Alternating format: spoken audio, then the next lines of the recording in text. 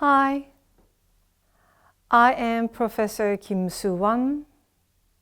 I teach at Graduate School of International and Area Studies at Hankuk University of Foreign Studies.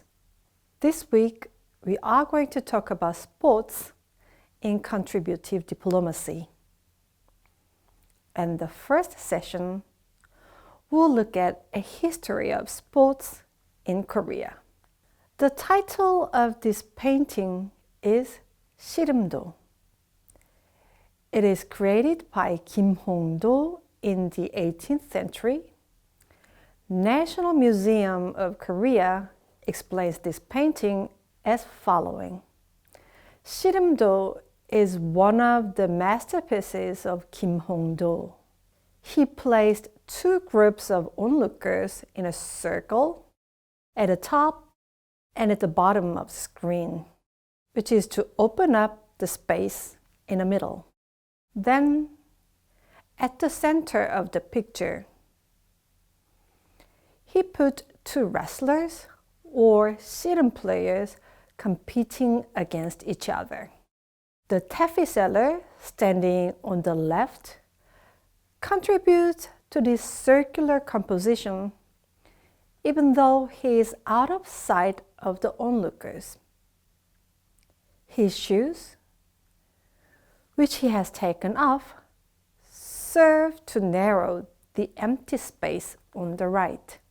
The tight structure and the detailed expression of the characters with simple brush strokes create the heated atmosphere of the audience. Rough brush strokes, round faces, and round eyes, which are adapted to the texture of the cotton cloth the characters wear, are common features found in the customary figures in Kim Hong-do's painting. The history of 씨름 dates back to as early as the 5th century in Goguryeo. The National Institute of Korean History explains that the records on 씨름 can be found in Jangcheon tomb number 1 and Gakjeocheong tomb.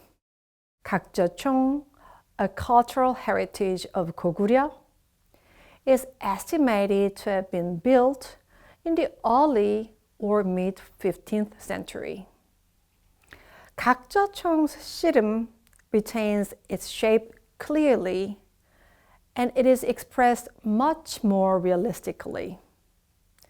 Gakjeocheong's 씨름 painting is drawn on the right wall of the tomb, depicting a sense of two players engaged in 씨름 under the shade of a large tree. An interesting fact is that one of the two players has the usual face of Goguryeo person, but the other one is depicted like he's from the western region with large eyes and a high nose. Additionally, both players are not putting on tops and only wearing shorts.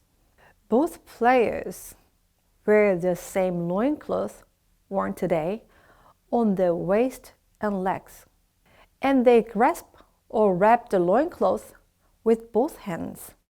This kind of wrestling is not much different from today's 씨름. The mural tells how important 씨름 was in the lives of Goguryeo people. According to Korea 씨름 Association's information on the history of 씨름, it is generally agreed that Baekje's 씨름 style was spread to Japan.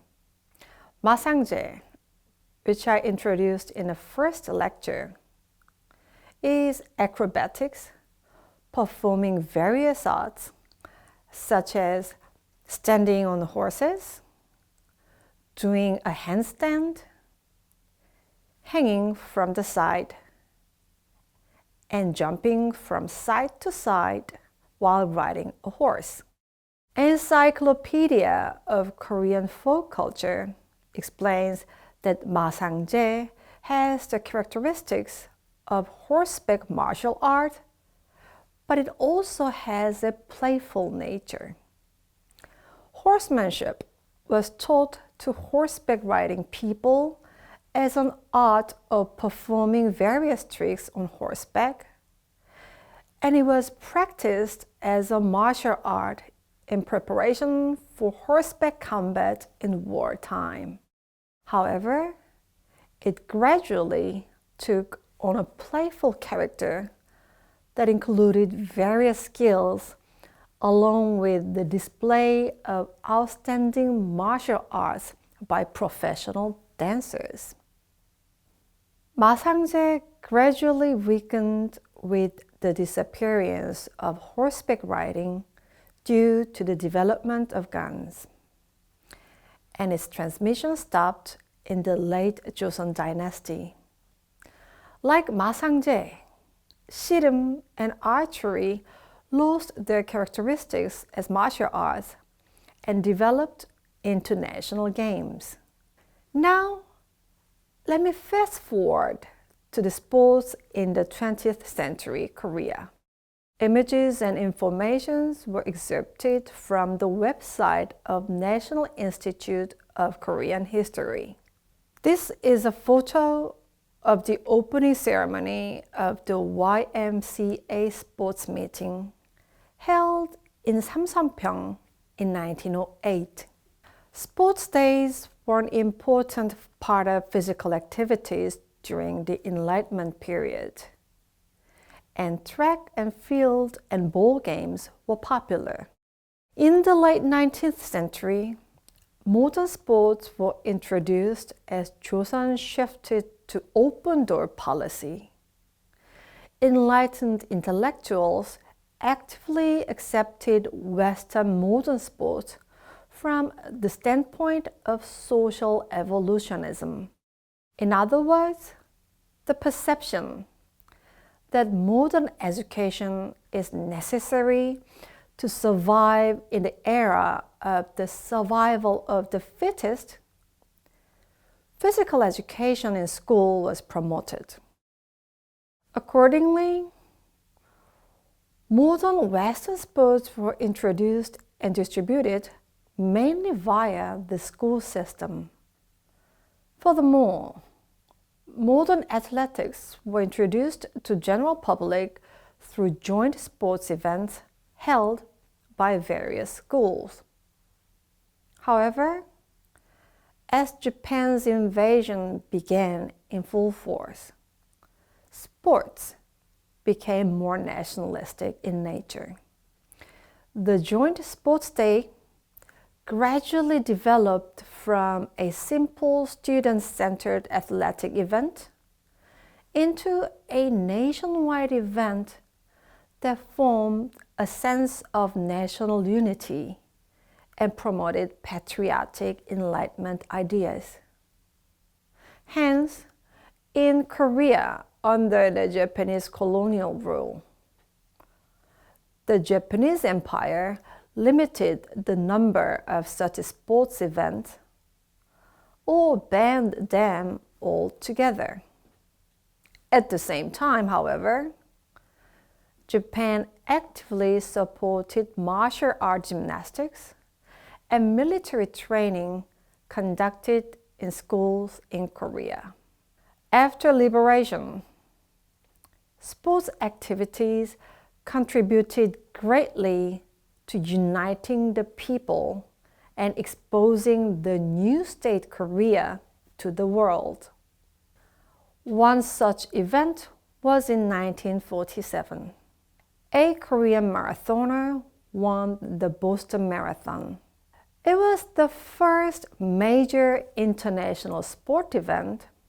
The Korean sport person was at the top after the liberation, and therefore a large-scale national welcome event was held. And 3/4 of a century later, this first victory was made as a film. In the 1960s, sports activities became active. The government established the Taeneung Athletes Village in support of elite sports. And exactly 10 years after opening this village, Korea won the first Olympic gold medal. Afterwards, the 10th Asian Games in 1986 and the 24th Seoul Olympic Games in 1988 were successfully held, which contributed to showcasing its development progress since the devastation of the Korean War at the international level. Locally, political elites used hosting two international mega sports events to mobilize support. The 1984 LA Olympics, which were packaged as fanatical patriotism in conjunction with Reagan's re-election campaign strategy, became an attractive model for Korea's new military government. Korea set a record of ranking 10th in this Olympic, and the excitement of the entire nation reached its peak. Even after the Olympics ended, the sitting Chun Doo-hwan regime continued the enthusiasm with national festivals mobilizing broadcasting stations, which continued to lead to the 1986 Asian Games and the 1988 Seoul Olympics, intoxicating the entire Korean society in the mid to the 1980s. Shedding light on the local political dimension of sports diplomacy, Chung Jong-hwa from National Film Archive wrote, "It would not be an exaggeration to say that the series of Olympic events promoted by Chun Doo-hwan administration were not just sports events, but governance itself." This is an image captured in history.net. In 2002, Korea and Japan jointly hosted the World Cup football tournament. Korean football achieved the success of advancing to the semifinals and also created a culture of street cheering. In the 2000s, Korea's sport diplomacy took another leap forward, which was hosting the World Cup, the popularity of Korean Wave, and the emergence of world-class sports stars. By advancing to the semifinals of the World Cup held in Korea, Korea received world attention with the orderly and passionate sport shown by the entire nation. The Red Devils have become great diplomatic warriors of public diplomacy. The public began to come to the forefront of sports diplomacy. At present, Korea is reflecting on state-led elite sport policies in the past, which raised the international awareness of Korea in a positive fashion. Instead, the government's support to social sports has been increasing with the belief that it contributes to improving health and quality of life of people. You now must have noticed already that sport is not always value-free. Sport can be used politically, both at home and abroad. This lecture broadly defines sports diplomacy as a use of sports in diplomacy. Now, based on our understanding of a history of sports in Korea, let's look at a diplomatic dimension of sports in the following session. Thank you.